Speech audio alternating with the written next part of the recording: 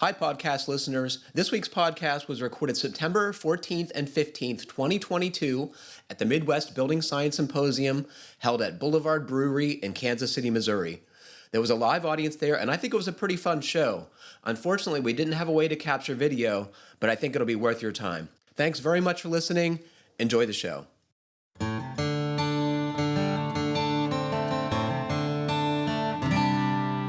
If you want to fill a balloon, you don't cover it with fluffy insulation. You blow air into it and seal it up. You don't blow air into a leaky balloon and then put insulation on it. You have to have a good air barrier, right? My knowledge of balloons confirms that, Patrick.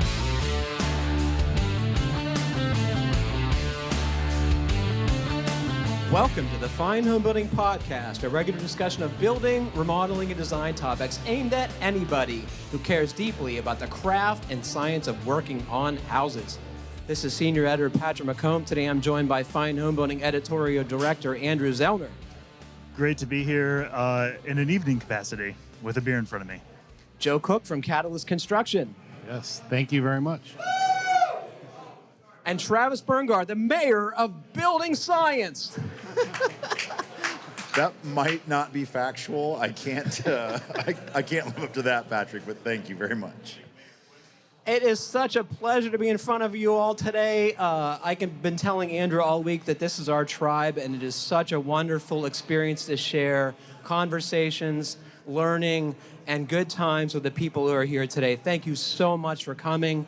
You are doing your part to help our built environment, and I respect you all for being here, giving of your own time, sharing of your knowledge. Thank you so much for being here. What do you guys want to say before we get kicked off here? Well, I think it's our responsibility to thank you guys, basically the Fine Homebuilding organization, along with all of our sponsors that help put this together. This event doesn't happen without all of that support. This event is essentially taking all of its proceeds and donating that to skilled trades. So the only funds that were paid by attendees to visit here are going to go that way. And all the rest of this was provided by those sponsors and your partnership. So I want to start by saying thank you to you guys.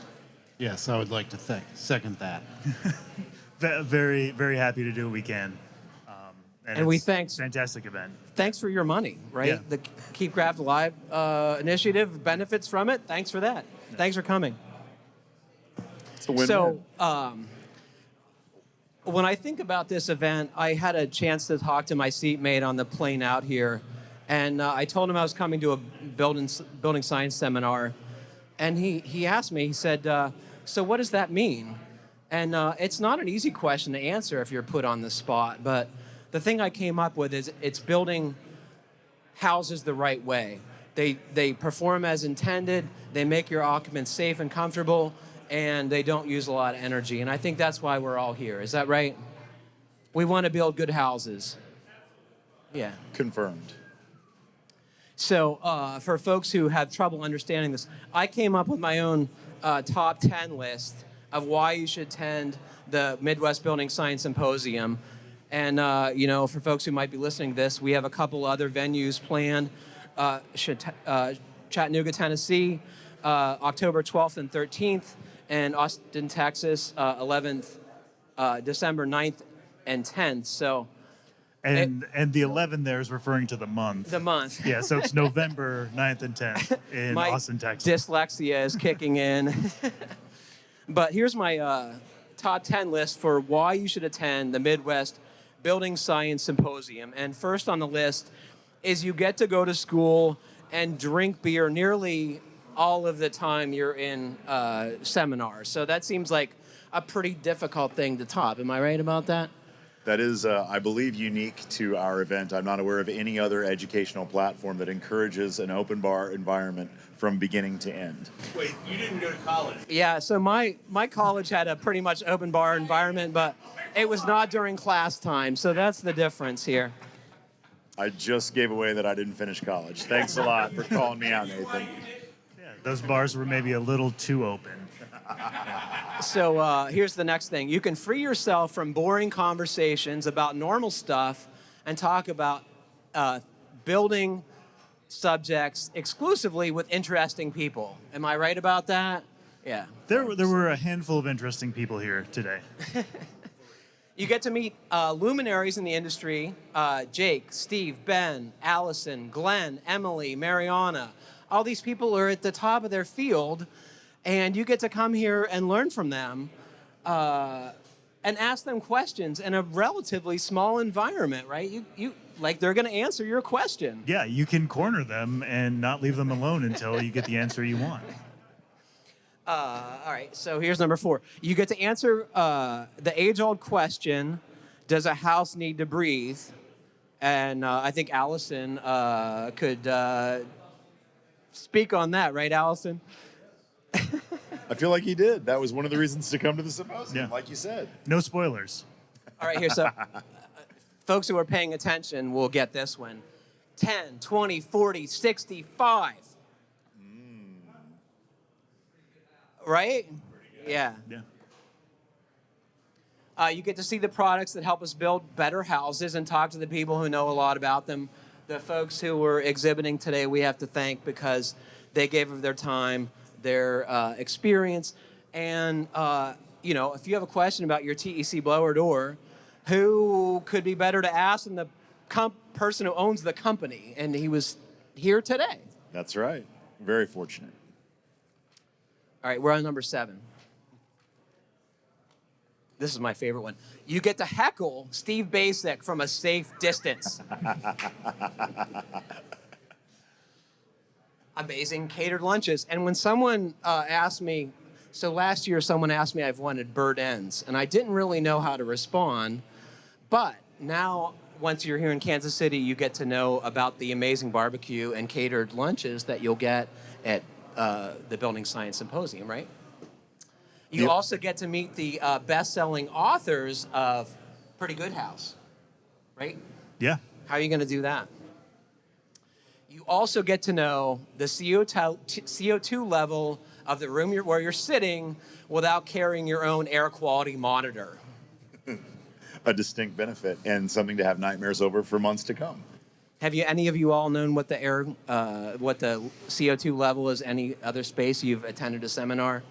No, I didn't think so. There you go. Mic drop. It's a solid list. The answer whenever anyone asks you if you want burn-ins is yes. Always, always yes. Can I ask you guys how you got involved in this? Why? Why is this important? Why are these folks coming from hours away in many cases, giving of their time to be here? Why is that? Well, I really think it started when we attended the Fine Homebuilding Summit years ago, and it blew our minds to go to an event where you got to be around all the attendees, you were around the speakers, the vendors, and the whole experience of being in the community. For Travis and I, being out here in the Midwest, we were just blown away. Immediately came back to Kansas City and was like, can we do this ourselves? And it was, pie in the sky idea. And, Steve Basic and Jake Bruton were the first two that said, hey, if you put it on, we will be there to speak with you. And it evolved from there. And they put us in touch with some really great sponsors who have supported it, and it's evolved. This year, I feel like it's hit a whole new level. And I would absolutely agree with that. And to your point, Joe, it's not just the education. I think what really drives this and makes it so special, and what we saw at the summit that we wanted to recreate. We've been to a lot of good educational seminars. There's a lot of good ones out there, and I would encourage you to go to any that you can. But what makes this special is the building science community. I really think it's unique. I don't see this, and I'm not going to pick on anyone because I don't know those communities as well as I know this community. But if I'm at the deck builders conference, I don't think it's the same level of enthusiasm and ardent support and lengthy debate and basically the constant betterment of one another and trying to help out and also trying to learn. And now the deck builder's going to come and kill me. I'm sorry, guys, it was my mistake. But I know that the building science community is very special because I've never seen this anywhere else. Yeah. And that's why you come from Vermont, you come from Connecticut, you come from Utah. I think we had people from 18 different states here today. Yeah. And I really think that that's not a credit to us. That's a credit to the content that the speakers provide. It's a credit to the building science community at large. And I really think that it's the people in this room that make this event special. Yeah. I feel like we tapped into that. This is coming from two dorks who we have our continuing education required, because we each hold 2 licenses, that we're required to take 8 hours per license, and we usually sign up for like 4 days. So there was Dorks. Yeah, there was a thirst for it. So I put, I saw Patrick's top 10 list and I was like, oh shoot, I didn't prepare anything. So I went ahead and put together my top 10 takeaways, because I was taking away quite a bit.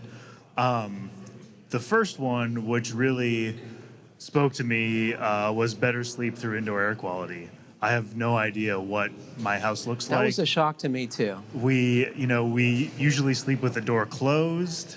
I'm not a door closed sleeper, but it's a concession I've made, and if I can get some data and science behind why I'd like to leave that door open, so I'm buying an indoor air quality monitor as soon as I get back to my hotel room.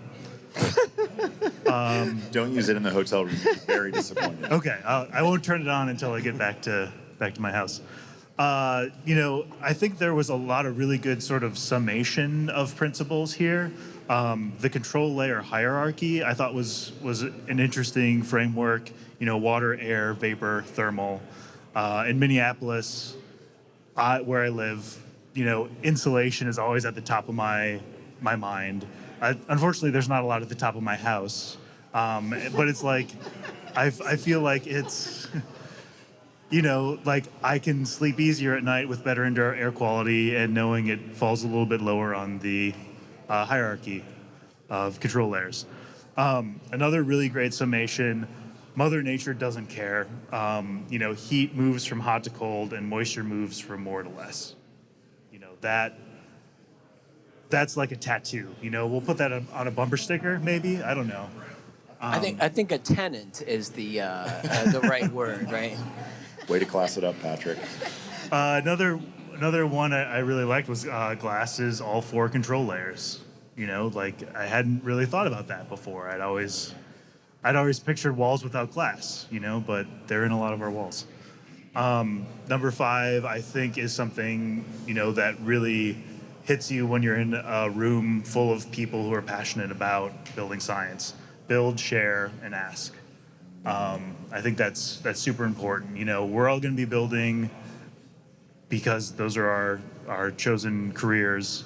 The sharing and the asking is sometimes really hard to do when you're faced, with being on a job site for 12 hours and you also want to sleep. But the sharing and asking is so important and something that's so powerful about these events. In a similar vein, that sort of explicit instruction, you've got it in codes. We should have more of it on building plans and in person on the job site. Making sure everyone understands is the hallmark of a good teacher, and is also the hallmark of a good communicator. At Fine Homebuilding, we try to do that, but each build needs that too. I wrote these takeaways before the roundtable. And so in here, I've got virtual modeling and testing is cheap, especially in the grand scheme of things. Fail fast, virtually. I feel like right now saying that I'm virtually failing. But I do, we don't have the luxury of building a home twice for the same person. So anything we can do to mitigate that risk and make sure everything we're doing goes according to plan is incredibly important. The other thing I really liked is the image in my head of, Jake spending a bunch of time putting together a home and an envelope, and Steve coming up with a hose and spraying every window, trying to make them fail. That's what friends are for. Yeah, it's what friends are for, and it's okay to fix things. That's what builders do. And fixing them at the right point when it's cheapest to fix them, I think is really important. I got to say, I never built a house where I would let Steve Basic spray the window with a garden hose, because I don't think it would work. But you need to test stuff, right? I think that's the point. Is you don't know if it works until you're testing it, and science is about testing. Yeah. Right? Right. Yeah, trust but verify. Yeah. One of the other things is like we focus a lot on how we're doing things and what we're doing, but the idea that a builder needs a vision and a goal, kind of even before you start having conversations with clients, I think is an interesting point. If we're trying to build better houses, we need to have a reason for building them that we can communicate with folks in a way that gets them excited. And I think that's the other part of the symposium is, we've got 150 people here that are excited about building science, and getting other folks excited about building science is the most important thing any of us can do. And then finally, on that note, building better is attainable and is becoming more affordable all the time, especially as energy prices increase, the cost of everything increases. We almost like can't afford not to build better at this point, just because it's important, and I think that was kind of a theme running throughout all the presentations. I want to pause to celebrate a massive victory with your last point there, because when we came back from the summit, Joe and I talked about, we've got to have this in Kansas, we've got to have it in the Midwest, it's got to be in the middle, because building science isn't just in the Northeast. We've got to share this stuff, because even though Joe and I are going to build a few houses this year, the guys that we used to work for are going to build 90 of them. And if they do 1% better on their 90, they'll probably make a bigger impact in this world than he and I will for our whole career. Right. So to hear you say it the way you said it means that we're reaching the goal of that. Whatever incremental improvement is approachable for your operation tomorrow, go ahead and start. That's the thing. If it's passive house for your company, great. Hit that goal. Go. But if it's, I'm going to start air sealing majors, I haven't done that before, fantastic. Now's your opportunity to get better. There are people here who have walked that same path that you can talk to and kind of, short circuit the long path to getting better. And, as you said, fell fast. It always reminds me of, I think it's Peter Yost that said it last year. I don't know if it's his quote originally, but you can't possibly, learn from the mistakes of others. You can't possibly live long enough to make them all yourself. And that is the beauty of that community, to have that right here attainable, where you can ask anyone in this room, hey, I'm working on this detail and I'm not sure what I should do here. And they will allow you to skip their mistakes by sharing them with you to help you move to that next level, wherever it might be. I think anyone who's been in the building industry for any time knows that making mistakes is a good way to learn. Sometimes it's a very expensive way to learn. Can confirm. Yeah. What do you think, Joe? Do you think, do we need to make mistakes to get to a higher level? Oh, Travis and I have often said we went to the school of hard knocks. So mistakes are part of the process. My biggest takeaway is, and I keep referring back to the summit, but that's when our eyes, we're always great remodelers, good builders, but it opened our eyes to just a new way of doing things. And with our company, we made that our new standard. We're not the best. We're not, a passive house standard. We're shooting for pretty good house. But then it wasn't unattainable to find out all this information. It's all there. And then you realize you can reach out to Steve, you can reach out to, Michael, and Michael Maines was a huge part of us just even setting up our own BS and Beer Kansas City. And it was really, we kind of opened our eyes to just a community, and it brought up our level of building it's like we hit a rocket ship, went from here to here in a really quick time. I think the sharing has been the most inspiring to me. Is the building science community, the builders who want to do a better job are so forthcoming with the failures and the successes they have, and we need to learn from them, right? Because why suffer through that process over and over again? We don't need to do that. It's hard enough to be a builder. There's so many things outside your control. Clients are obnoxious. All these things. Why not learn from each other? Am I right? Yes. Yeah. 100%. And that goes back to your earlier point, Patrick, about the the all-star cast, the people that we have here being at the top of their field. Mariana's done more reviewing of models in the last year than I probably will in my career. Yeah. You know, Mike Maines has thought more about how to lead a BS in beer than I have by a large margin, and he's happy to share all that with us. That's a fantastic asset that is just available freely and generously in this community all the time, even when you're not at events like this. So I think that's what makes it special for me. What were you going to say?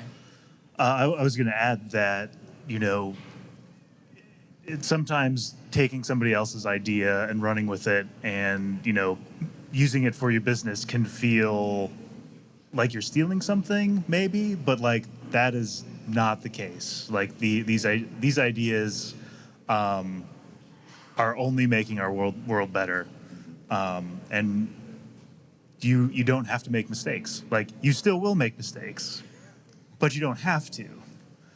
And especially when you can learn from, you know, the leaders in our industry, and everyone else is so freely sharing. So once you do figure something out, write into Fine Homebuilding, tell us about it, and we'll help you share it too. You know, that's the role I feel like we play in the media, is spreading those good ideas and fact-checking ideas that may not be good anymore. I would add to that it's not just the sharing, but it's the permanent reference and the credibility that you bring, because there's a ton of content online. You can go online and Google any question you have and find all sorts of information that will support the conclusion that you wanted to make, regardless of whether or not it's right.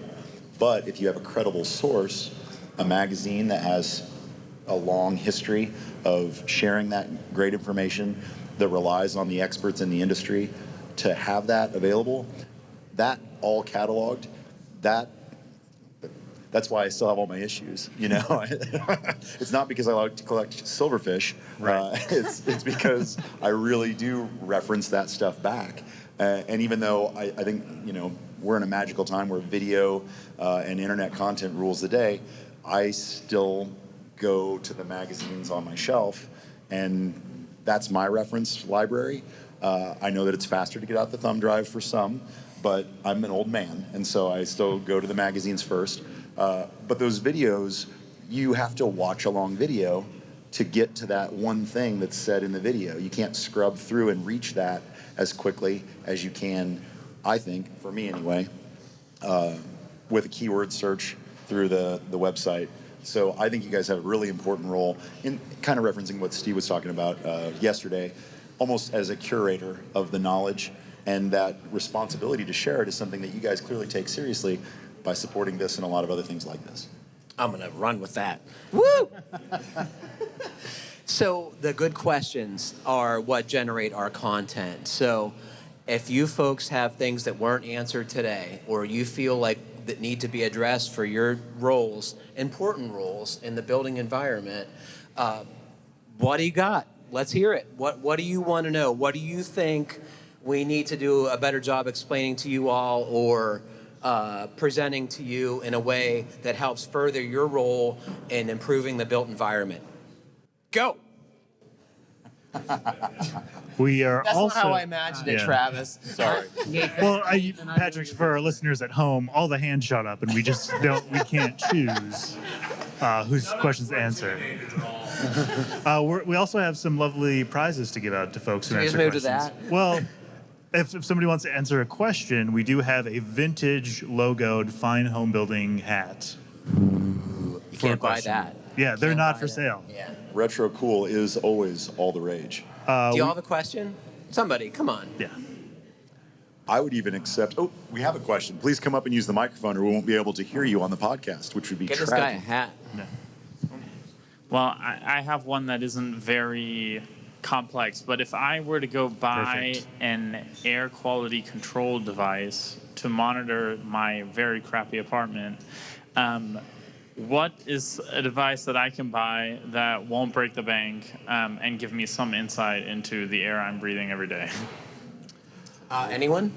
So I know the device Ben was using, I think, was made by AirThings, but Allison probably has a fantastic answer.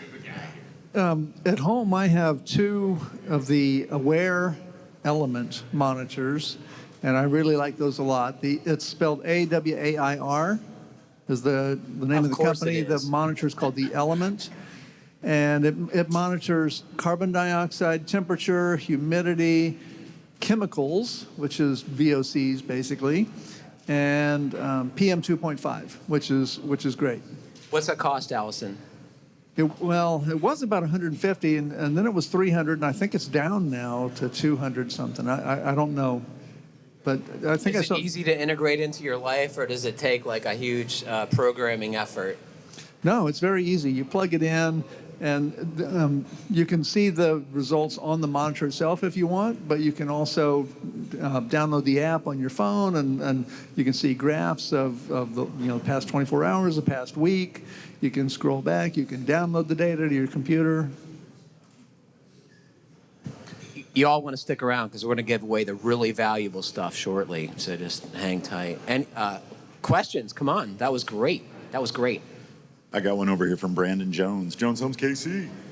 So, coming here multiple years and hanging out with the larger the group, the guys that speak here, what resides with me a lot is what should I have known 10 years ago that took me these 10 years to figure it out? If someone showed up today to start, what is one or two things you would give them to say, where do I start? I am so ready. And what's the best way to go? Air barrier. Air barrier, air barrier, air barrier, right? Am I right, Allison? It's like you need to know when the house ends and the outdoors begins. And like I heard different ways of explaining it in multiple times. The spaces that are in between outdoors and indoors are always the problem. Sorry. If you want to fill a balloon, you don't cover it with fluffy insulation. You blow air into it and seal it up. You don't blow air into a leaky balloon and then put insulation on it. You have to have a good air barrier, right? My knowledge of balloons confirms that, Patrick. Do we have a resident? I'm so balloon glad you're in performance charge, Andrew. Yeah, I would say start with your 4 control layers, and if you start for there, it's problems kind of solve themselves. Mm-hmm. That was a great question. Great question. Yeah, great question. We have enough hats for 2 more great questions. I'd take pretty good, too. I'm going to go to Jimmy first. This is Jimmy Rohr. All right, I posed this question a little bit earlier, but I'm going to pose it again to a different group here. So I want to know, how does a homeowner know what ASTM standard needs to be addressed on their house? And is that important? Because I heard a lot from Jake and other folks that they're doing pseudo ASTMs that are working pretty good to figure out the information that they need. So is an ASTM really that important? So or what's your is client verifying? What's your client trying to quantify or gain knowledge about? And I think that is the hardest part, is that the ASTM does not necessarily address the client's needs. It addresses a specific set of criteria, whereas the owner, the occupant, really just needs to spray a hose on their window to make sure that water doesn't get inside. They don't need to have it at a calibrated nozzle and a distance. And I do that for a living, and Right. I don't think that is entirely necessary for everyone. You don't need to hire me to do that. I think that you just need to spray a hose. So, like, how does the owner know that, like, trust but verify? I guess we have a hybrid approach. Some ASTM testing, we don't. For some products, we don't believe in those products, so we won't even acknowledge that as a solution, even though they have passed the test. Other, more on the mechanical side, we tend to just trust the testing. Just specifically address the hose. I mean, yeah, when we do our water testing, we stand back and we give it the hose from every direction and simulate a rainstorm.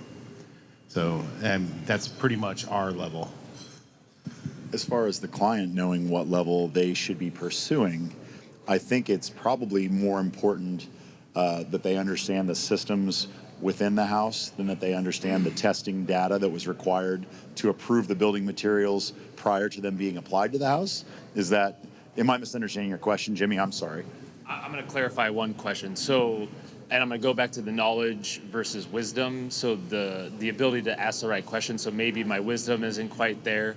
However, I do ask clients questions. What is your tolerance for water leakage? Which I love, because what do you think the answer is? Always zero. Zero tolerance. Zero.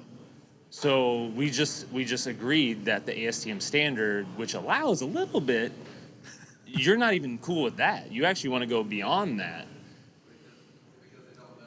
But they don't know. They don't know. Yeah, exactly. I think that's the takeaway, is they don't know. I think we need to educate them what is important. It's not a test protocol. It's about like water not leaking into your building. And that would be my argument is I love ASTM. Let's set that aside and let's just spray the building. Like, Yeah, let's put and a I hose think on the it same- and see if water comes in. I think we're all human, right? Metric we use to see if water leaks in, we can now test with a blower door for air, right? You can't see air moving, but you can sure look at a manometer and know how much is moving through the assembly. So, The garden hose is cheaper than the blower. and it's arguably more important, right? If we look at our triage of control layers, the water management is at the top, right? We don't want water leaking into our walls or roofs or our basements. We don't also want air leaking in or out of those same places, but the stakes are higher when it's water. So, I think that's what you educate your clients on what's important, and you need to steer them why you build the way you do to solve the importance of control layers in their respective order. In other words, if a contractor is spraying water with a hose on your building, you should be very excited. I would say that's the contractor I want. Yeah. Because I'm guessing absolutely. most That's the contractor I contractors are want. not going to be super psyched at you turning a hose on their windows. Am I wrong? Yeah. Let's buy some hoses. Next year we'll have a hose giveaway instead of a hat giveaway. The builders in the room will be thrilled. That's a great question once again. So you actually need to do the blower door while you're spraying the air on the window. Because of negative air pressure. Yeah, does it ever happen? So my that house will leak with a good wind. Yeah, does it ever happen that it's windy and raining at the same Yeah. time? You're right. All the time. And so if there's not many windows will pass the test if there's no pressure difference or a very small pressure difference, and then you add 20 mile an hour wind, 50 pascals, and now they leak. Yeah. Or get a smoke machine. We've got another good question. Well, it's not a question. It is a comment. As having a house built in 1962 with the whole house fan in the upstairs hallway, you can depressurize the house and cause all kinds of leaks. So maybe all houses should be built with this just so the homeowner can play with reproduce it. their building reproduce science it, problems can with play a, with it attic all fan. the time. So I think what we're doing is we're arguing for a code mandated blower door included in every new home built. Yes, I would welcome it. Built into the ceiling, Yeah. you can turn on whatever you want. Or actually, we need your actual address. I can tell you all, it has been a pleasure spending time with you. The level of education, conversation, camaraderie is as good as it gets in my world. Thank you so much for being here. Thank you so much for coming. Please tell folks in your orbit how important this work is, and please tell them to go to the other Building Science Symposium shows coming up.